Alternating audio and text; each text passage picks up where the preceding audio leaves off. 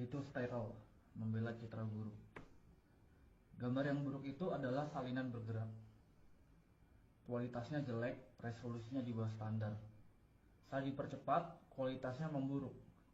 Itu adalah bayangan gambar, pratinjau, gambar mini, ide yang keliru, gambar keliling yang didistribusikan secara gratis, diperas melalui koneksi digital yang lambat, dikompresi, direproduksi, dirobek, diremix, serta disalin dan ditempel ke saluran distribusi lain. Citra berkualitas rendah adalah kain lusuh atau sobekan sebuah AVI atau JPEG. Kaum proletar rendahan dalam masyarakat kelas penampilan yang diberi peringkat dan dinilai berdasarkan resolusinya. Citra berkualitas rendah telah diunggah, diunduh, dibagikan, diformat ulang, dan diedit ulang. Ini mengubah kualitas jadi aksesibilitas, nilai pameran jadi nilai kultus, film jadi klip, kontemplasi menjadi gangguan. Citra tersebut dibebaskan dari brankas bioskop dan arsip dan didorong ke dalam ketidakpastian digital dengan mengorbankan substansinya sendiri. Citra berkualitas rendah cenderung ke arah abstraksi. Dia adalah ide visual dalam proses pembentukannya. Citra buruk tersebut merupakan generasi kelima yang ilegal, gambar asli yang terdistorsi. Silsilahnya meragukan. Nama filenya sengaja salah ija. Seringkali gambar ini melanggar warisan budaya, budaya nasional, atau bahkan hak cipta. Gambar ini diwariskan sebagai umpan, jebakan, indeks, atau sebagai pengingat akan bentuk visualnya di masa lalu. Gambar ini mengejek janji-janji teknologi digital. Tidak hanya seringkali terdegradasi hingga hanya menjadi buram yang terburu-buru. Bahkan orang pun ragu apakah gambar ini masih bisa disebut gambar sama sekali. Hanya teknologi digital yang mampu menghasilkan gambar yang begitu buruk seperti ini. Gambar yang buruk adalah hal yang lazim di zaman sekarang. Gambar-gambar yang terbuang dari layar, puing-puing produksi audiovisual, sampah yang terdampar di pantai ekonomi digital. Mereka menjadi saksi atas dislokasi, transfer, dan permintaan gambar yang penuh kekerasan. Percepatan dan peredarannya dalam siklus ganas kapitalisme audiovisual. Gambar-gambar yang buruk diseret ke seluruh dunia sebagai komoditas atau perwujudannya, sebagai hadiah atau sebagai anugerah. Mereka menyebarkan kesenangan atau ancaman kematian, teori konspirasi atau bajakan, perlawanan atau kebodohan. Gambar-gambar yang buruk menunjukkan hal yang langka, yang jelas, dan yang tak terbayangkan, yaitu jika kita masih mampu menguraikannya. 1. Resolusi rendah. Dalam salah satu film Woody Allen, karakter utamanya tampak buram. Ini bukan masalah teknis, melainkan semacam penyakit yang menimpanya. Citranya selalu kabur. Karena karakter Allen adalah seorang aktor, ini menjadi masalah besar. Ia tidak dapat menemukan pekerjaan. Kurangnya kejelasan citranya berubah menjadi masalah misteri. Kejernihan diidentifikasi sebagai posisi kelas, posisi yang nyaman dan istimewa. Sementara keburaman menunjukkan nilai seseorang sebagai sebuah citra. Namun, hierarki gambar kontemporer tidak hanya didasarkan pada ketajaman, tetapi juga dan terutama pada resolusi. Lihat saja toko elektronik manapun dan sistem ini, yang dijelaskan oleh Harun Faroqi dalam sebuah wawancaranya yang penting tahun 2007 menjadi sangat jelas. Dalam masyarakat gambar, peran sebagai toko unggulan. Di toko unggulan, sinema mengambil produk-produk kelas atas dipasarkan dalam lingkungan yang mewah. Turunan yang lebih terjangkau dari gambar yang sama beredar sebagai DVD, di televisi siaran atau daring, sebagai bentuk yang berkualitas buruk. Jelas, gambar beresolusi tinggi terlihat lebih cemerlang dan mengesankan, lebih mimikri dan magis, lebih menakutkan dan menggoda daripada gambar yang buruk. Bisa dibilang, gambar beresolusi tinggi lebih kaya. Kini, bahkan format konsumen pun semakin beradaptasi dengan selera para pencinta film dan penikmat estetika yang bersikeras menggunakan film 35 mm sebagai jaminan visualitas yang murni. Penekanan pada film analog sebagai satu-satunya media yang penting secara visual bergema di seluruh wacana tentang sinema, hampir tanpa mempedulikan nuansa ideologisnya. Tidak pernah menjadi masalah bahwa ekonomi produksi film kelas atas ini dan masih berakar kuat dalam sistem budaya nasional, produksi studio kapitalis, kultus kejeniusan yang sebagian besar laki-laki dan versi asli dan karenanya seringkali konservatif dalam struktur dasarnya. Resolusi diagungkan seolah-olah ketiadaannya sama dengan pengibirian sang pengarang. Pemujaan terhadap ukuran film mendominasi bahkan produksi film independen. Citra yang kaya tersebut menciptakan hierarki tersendiri, dengan teknologi baru yang menawarkan semakin banyak kemungkinan untuk secara kreatif merusak citra tersebut. 2. Kebangkitan sebagai gambaran yang buruk. Namun, bersikeras pada penggunaan gambar yang kaya juga memiliki konsekuensi yang lebih serius. Seorang pembicara dalam konferensi esai film baru-baru ini menolak untuk menampilkan cuplikan dari karya Humphrey Jennings karena tidak tersedia proyektor film yang memadai. Meskipun pembicara memiliki pemutar DVD dan proyektor video standar, para hadirin dibiarkan membayangkan seperti apa tampilan gambar-gambar tersebut. Dalam kasus ini, ketidakjelasan gambar tersebut disebabkan oleh kurang lebih bersifat sukarela dan berdasarkan premis estetika. Tetapi hal ini menjadi padanan yang jauh lebih umum berdasarkan konsekuensi kebijakan neoliberal. 20 atau bahkan 30 tahun yang lalu, restrukturasi neoliberal, produksi media mulai perlahan-lahan mengaburkan citra non-komersial, hingga pada titik di mana sinema eksperimental dan esai hampir tidak terlihat. Karena jadi sangat mahal, biaya untuk terus memutar karya-karya ini di bioskop sangat mahal, sehingga dianggap terlalu marginal untuk ditayangkan di televisi. Dengan demikian, karya-karya tersebut perlahan menghilang bukan hanya dari bioskop, tetapi juga dari ruang publik. Esai video dan film eksperimental sebagian besar tetap tidak terlihat kecuali beberapa pemutaran langka di Museum Film Metropolitan atau klub film yang diproyeksikan dalam resolusi aslinya sebelum menghilang lagi ke dalam kegelapan arsip. Perkembangan ini tentu saja terkait dengan radikalisasi neoliberal dari konsep budaya sebagai komoditas, komersialisasi sinema, penyebarannya ke bioskop multiplex, dan marginalisasi pembuat film independen. Hal ini juga terkait dengan restrukturasi industri media global dan pembentukan monopoli atas audiovisual di negara atau wilayah tertentu.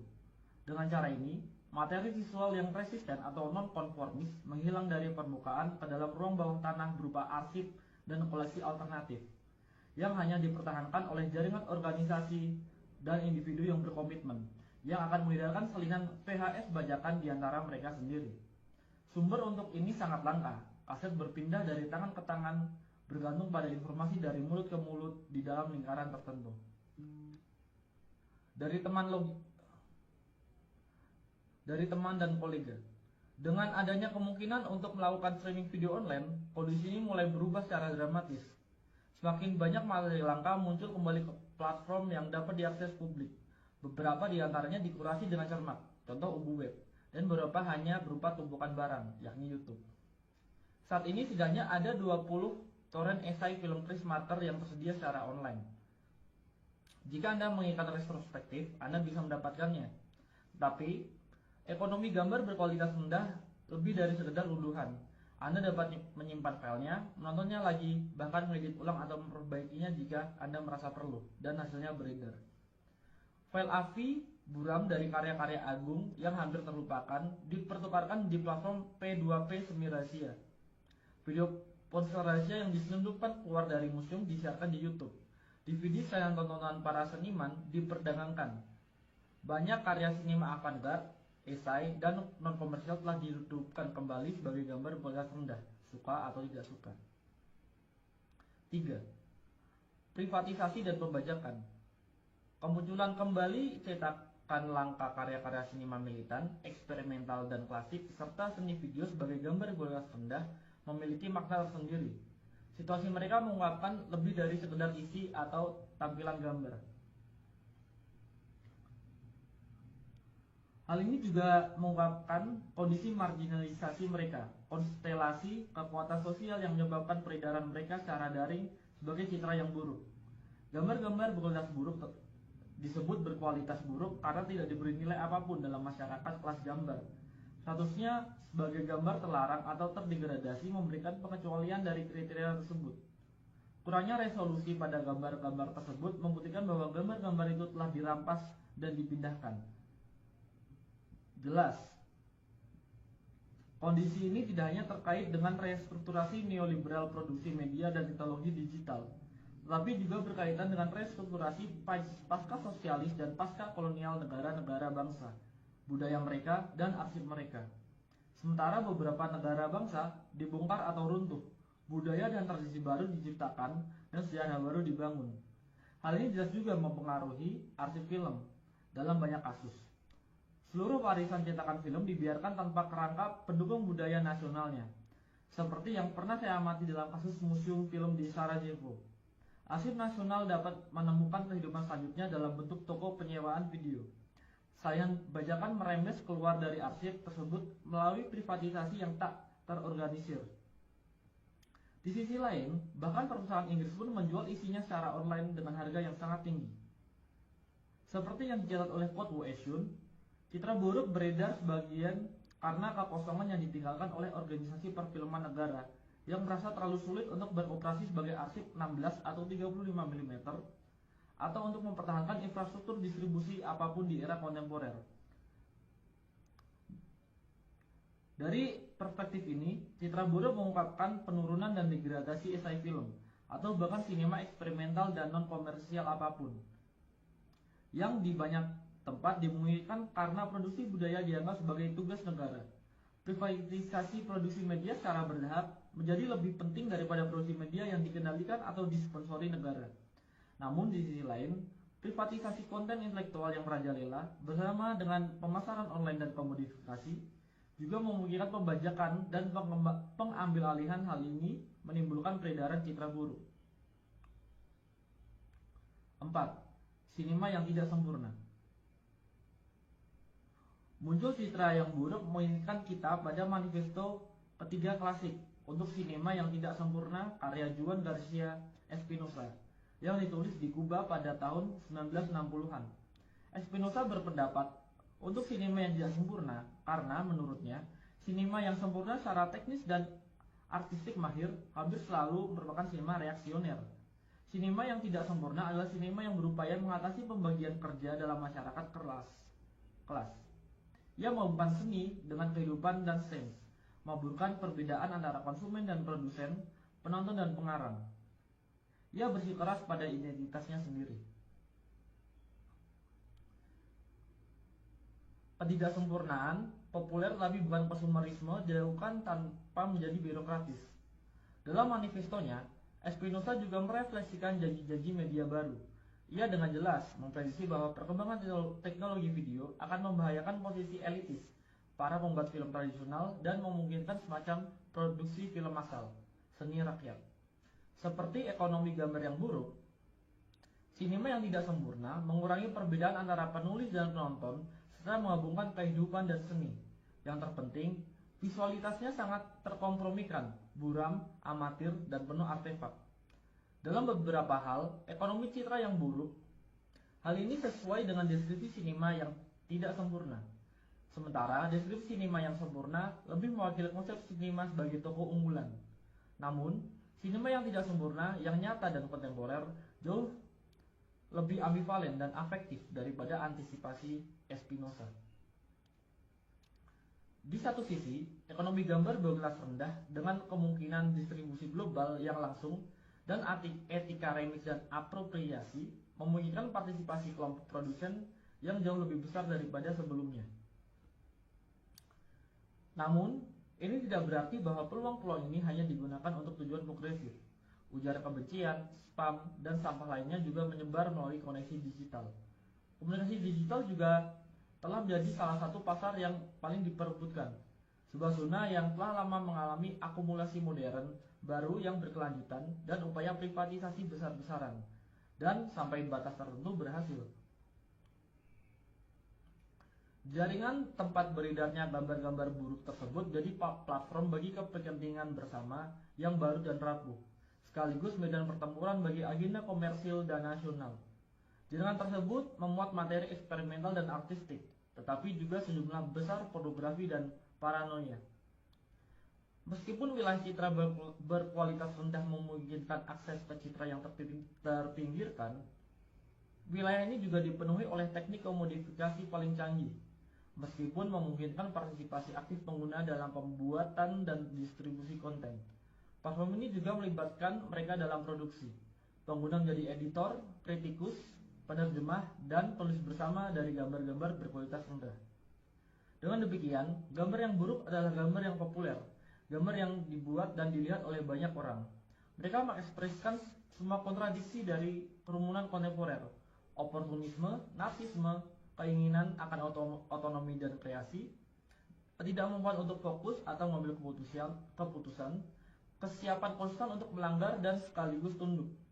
Secara keseluruhan, citra-citra buruk tersebut menyajikan gambaran sekilas tentang kondisi afektif kerumunan, neurosis, paranoia, dan ketakutan, serta keinginan akan intensitas kesenangan dan pengalihan perhatian. Kondisi citra-citra tersebut ini bukan hanya tentang transfer dan pemformatan ulang yang tak terhitung jumlahnya, tapi juga tentang banyaknya orang yang cukup peduli untuk mengkonversinya berulang kali, menambahkan subtitle, mengedit ulang, dan mengunggahnya. Dalam konteks ini, mungkin kita perlu mendefinisikan ulang nilai sebuah gambar, atau lebih tepatnya menciptakan perspektif baru untuknya. Terlepas dari resolusi dan nilai tukar, kita dapat membayangkan bentuk nilai lain yang didefinisikan oleh kecepatan, intensitas, dan penyebaran. Gambar yang buruk adalah buruk karena sangat terkompresi dan menyebar dengan cepat. Gambar tersebut kehilangan materi dan memperoleh kecepatan. Tetapi, gambar tersebut juga mengekspresikan kondisi dematerialisasi yang tidak hanya dimiliki oleh warisan seni konseptual, tetapi terutama oleh mode produksi semiotik kapital, seperti yang dijelaskan oleh Felix Guattari, mendukung penciptaan dan penyebaran paket data yang ringkas dan fleksibel yang sangat diintegrasikan ke dalam kombinasi dan rangkaian yang semakin baru. Penyederhanaan konten visual ini, konsep yang sedang terbentuk dari gambar, menempatkan dalam suatu perubahan informasi umum dalam ekonomi pengetahuan yang berbagai gambar dan keterangannya keluar dari konteks ke dalam pusaran deteritorialisasi kapitalis permanen. Sejarah seni konseptual menggambarkan hal ini dematerialisasi objek seni pertama-tama sebagai gerakan perlawanan terhadap nilai fetisisme visibilitas. Namun kemudian, objek seni yang telah didematerialisasi ternyata sangat cocok dengan semiotisasi kapital. Dan dengan demikian, dengan arti tertentu, pergeseran konseptual citra buruk. Dalam kapitalisme, citra buruk juga mengalami ketegangan serupa. Di satu sisi, ia beroperasi melawan nilai fetisisme resolusi tinggi. Di sisi lain, justru nilai mengapa ia akhirnya terintegrasi sempurna ke dalam kapitalisme informasi yang berkembang pesat, pada rentang perhatian yang terkompresi, pada kesan daripada impresi, pada estetitas daripada kontemplasi, pada pratinjau daripada pemutaran. 5. Kawan, bagaimana ikatan visual Anda hari ini? Namun, secara bersamaan, terjadi pembalikan paradoks. Peredaran gambar-gambar berkualitas rendah menciptakan sebuah sirkuit yang memenuhi ambisi awal sinema militan dan beberapa esai dan eksperimental untuk menciptakan ekonomi gambar alternatif, sebuah sinema yang tidak sempurna yang ada di dalam maupun di luar dan di bawah arus media komersial. Di era berbagi file, bahkan konten yang terpinggirkan pun beredar kembali dan menghubungkan kembali audiens yang tersebar di seluruh dunia. Citra buruk tersebut dengan demikian membangun anonimitas. Jaringan global menciptakan sejarah bersama. Ia membangun aliansi saat menyebar, memicu menerjemahkan atau salah tafsir, dan menciptakan publik serta debat baru. Dengan kehilangan substansi visualnya, ia mendapatkan kembali sebagai kekuatan politiknya dan menciptakan aura baru di sekitarnya. Aura ini tidak lagi didasarkan pada kekekalan asli, tetapi pada sifat sementara salinannya. Ia tidak lagi berlabuh ke dalam ruang publik klasik yang dimediasi dan didukung oleh kerangka negara bangsa atau korporasi, tetapi mengambang di permukaan kumpulan data yang sementara dan meragukan. Dengan terlepas dari kasanah perfilman konvensional, karya ini terdorong ke layar-layar baru dan sementara yang dirangkai oleh keinginan para penonton yang tersebar. Oleh karena itu, peredaran gambar-gambar yang buruk menciptakan ikatan visual. Demikian juga Vertov pernah menyebutnya. Ikatan visual ini menurut Vertov dimaksudkan untuk menghubungkan para pekerja di seluruh dunia satu sama lain. Ia membayangkan semacam bahasa adamik visual komunis yang tidak hanya dapat memberi informasi atau menghibur, tapi juga mengorganisir para penontonnya. Dalam arti tertentu, mimpinya telah menjadi kenyataan, meskipun sebagian besar di bawah kekuasaan kapitalisme informasi global yang audiensnya terhubung hampir secara fisik melalui kegembiraan bersama keselarasan afektif dan kecemasan. Namun, ada juga peredaran dan produksi gambar berkualitas rendah yang dihasilkan oleh kamera ponsel, komputer rumahan, dan bentuk distribusi yang tidak konvensional. Koleksi optiknya, penyusunan kolektif sebagai file atau sirkuit distribusi akan rumput, mengungkapkan hubungan yang tidak menentu dan kebetulan antara para produsen dimanapun yang secara bersamaan membentuk audiens yang tersebar. Peredaran gambar-gambar berkualitas buruk memicu baik jalur perakitan media kapitalis maupun ekonomi audiovisual alternatif. Selain banyak kebingungan dan penyeranan, hal ini juga berpotensi menciptakan gerakan pemikiran dan pengaruh yang mengganggu. Peredaran gambar berkualitas rendah dengan demikian memulai babak lain dalam dianologi histori sirkuit informasi nonkonformis, ikatan visual Vertov, pedagogi pekerja internasionalis yang dijelaskan oleh Peter Weiss dalam The Aesthetic of Resistance, sirkuit sinema ketiga, dan trikontinentalisme, pembuatan film dan pemikirnya yang tidak berpihak. Gambar berkualitas rendah, betapapun ambivalennya statusnya, dengan demikian mengambil tempat dalam dianologi pamflet yang disalin karbon, film agitprop kereta api, majalah video bawah tanah, dan materi nonkonformis lainnya, yang secara estetika sering menggunakan materi berkualitas rendah. Selain itu, hal ini juga mengaktualisasikan kembali banyak gagasan historis yang terkait dengan sirkuit-sirkuit ini. Antara lain, gagasan Vertov tentang ikatan visual. Bayangkan seseorang di masa lalu dengan baret bertanya kepada Anda, "Kawan, apa ikatan visual Anda hari ini?" Anda mungkin menjawab, "Ini adalah tautan ke masa kini." 6. Sekarang. Citra buruk tersebut mewujudkan nasib setelah kematian banyak mahakarya sinema dan seni video di masa lalu. Karya-karya tersebut telah diusir dari surga terlindungi yang tampaknya pernah menjadi milik sinema. Setelah dikeluarkannya dari arena budaya nasional yang terlindungi dan seringkali proteksionis, dibuang dari peredaran komersial, karya-karya ini menjadi pengembara di tanah tak bertuan digital, terus-menerus mengubah resolusi dan formatnya, kecepatan dan medianya, bahkan terkadang kehilangan nama dan kredit di sepanjang jalan. Sekarang banyak dari karya-karya ini kembali sebagai gambar yang buruk, saya akui. Tentu saja orang bisa berpendapat bahwa ini bukanlah yang asli, tetapi kemudian, tolong siapapun, tunjukkan kepada saya yang asli. Citra buruk tersebut bukan lagi tentang hal yang sebenarnya yang asli dan orisinal.